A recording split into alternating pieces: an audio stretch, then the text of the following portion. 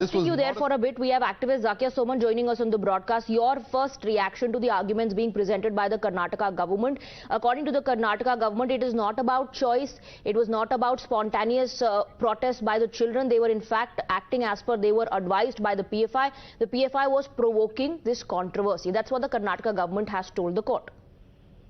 So definitely we know that a role has been played by the conservative religious organizations. And despite of the fact that hijab is not mandatory in Islam, despite of the fact that it is not an essential practice of Islam, some conservative organizations have been preaching about hijab and have been sort of, it has led to a lot of social pressure on the parents as well as on the girls to sort of adhere to and comply by a certain kind of dress code. So we are all aware of that. Also, I would say that... Those are very important points that you are making, Zakia Soman. Thank you very much for joining us. Pranesh is joining us from the newspit. We also have our editor-in-chief, Rahul Shivshankar, on the broadcast. Pranesh, activists there saying the role of PFI cannot be overlooked and that there was a social pressure being built on the children and their parents to dress in a particular manner. Let's focus on what the government has said in court. The hijab hearing is well and truly exposing the hijab lobby, and as we speak the arguments are going on. Rahul, we have a situation here where in Iran women have hit the streets and saying there's no choice. Hijab has been imposed, and now the government has exposed in court that what happened in Karnataka was coercion. This was nothing about choice. Yeah, let me just put this in perspective for our viewers. Viewers, what has been happening? In Iran, you have a large number of women who are taking off their hijab, as you can see in those visuals. They're throwing caution to the wind and saying, we don't want to be veiled in this symbol of oppression. The state of Iran is an Islamic state, and therefore the women have been told very categorically that if you believe in Islam, you have to wear the hijab. If you don't, we will send the police force after you, the moral police as it's called, the vice police as it's called, to ensure that you comply. If you don't comply, we'll lock you up. Obviously, India is not an Islamic state. India is a secular country. And in a classroom, you cannot have markers, cultural markers that distinguish you from someone else. You can have a religious marker but not a cultural marker. As a result of which the Karnataka High Court, the three-judge bench, came out and very simply said that because the hijab is not prescribed by the Quran or is not an integral part of the faith, these students need not wear the hijab in the classroom. They can wear it on the campus, they can wear it on the street, that's up to them. But they cannot wear it in the classroom. 27 to 28 petitions are then filed in the Supreme Court. And some of India's biggest, most progressive, so-called liberals take up this matter in the Supreme Court and say that the High Court's judgment should be struck down. Why?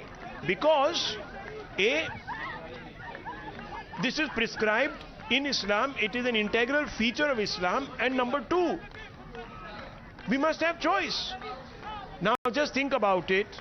If what the state is saying is true, that all these young children have been forced into agitating for the hijab because of radical pressures from groups like the NIA designated hate group, radical group, the PFI, others, then where is the question of choice?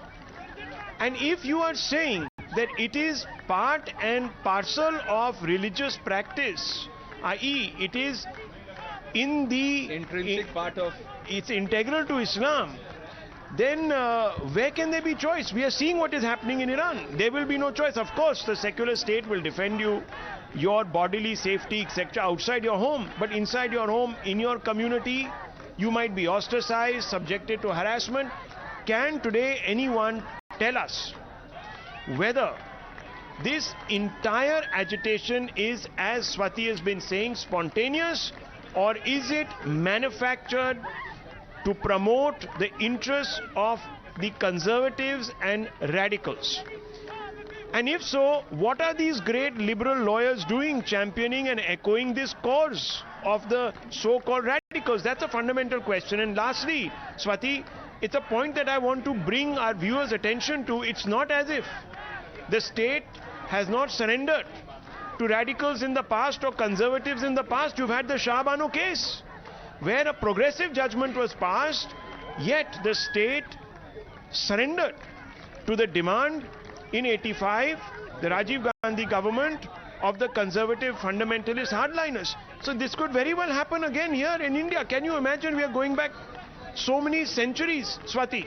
Absolutely. The biggest takeaway from the arguments presented by the Karnataka government is that there clearly was not a freedom of choice movement that was happening in Karnataka, but that the children were only acting as per the directions and advice that came in from the PFI cadre. The government of Karnataka has also apprised the court of the movement which was started on social media, the manner in which messages were being circulated, and a social pressure was being built on the children and their parents. As far as the participation of the children is concerned, even the High Court was dismayed by the fact that this happened all of a sudden.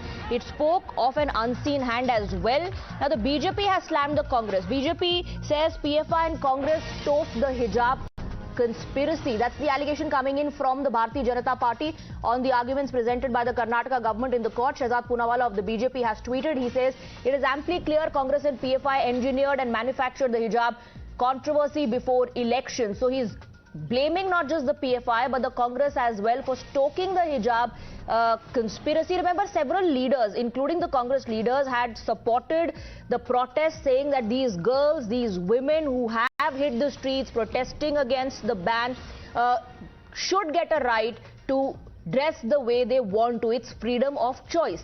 Let's go back to Madhav, our national editor, who continues to be with us on the broadcast. If it is about choice, then how come it is not an intrinsic part of Islam? And if it is an intrinsic part, where does the question of choice come in? We've had multiple debates on the issue, but it looks like the Karnataka government is apprising the court of the fact that, you know, there is no such debate involved here, because the protests that took place were not an spontaneous act by the children. Directions were given to them. It was all part of a larger conspiracy, and it was all organized, orchestrated by the PFI. Well, absolutely.